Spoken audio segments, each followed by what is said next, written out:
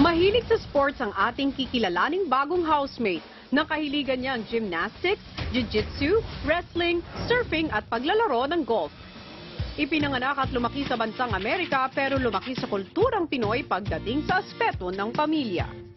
Bagamat malambing at malapit sa kanyang pamilya, dama niya ang kaibahan at pagiging black sheep ni Tommy. Minsang lumaya sa kanilang tahanan dahil sa hindi pagkakaunawaan nilang mag-ina. At isang bahagi ng kanyang pagkatao ang gustong bigyang linaw. Hindi naging maganda ang relasyon ni Tommy sa kanyang tunay na ama.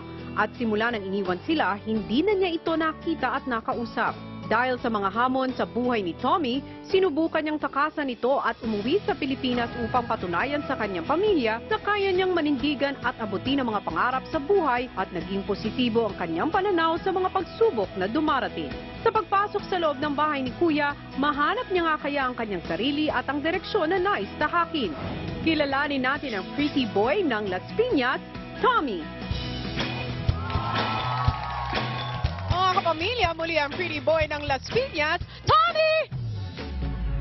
O, diba? Andito lang si Tommy. Wow! Kinilig sila sa'yo, Tommy. O, parang kandidato, kaway agad siya. O, okay. Oy, Tommy, I will talk to you kasi I found out that you do not speak Tagalog. Konti lang. Konti lang, but you understand Tagalog. Konti lang. Konti lang. We want to see your beautiful hair. Can you show it to all of us? Kasi nagustuhan nila. Oh, wow. You know what? You're so beautiful. Oh, parang di ba? For a guy, you can, if you become a girl, you're so beautiful. Anyway, I heard you're still 21 years old. Yes. And are you single? Yes po. Oh, single! Oh, natuwa silang lahat. What are the qualities that you're looking for in a girl? She needs to be sweet and kind. And family, family matters. Family-oriented. Are you excited to go inside the house of Kuya? Sobra.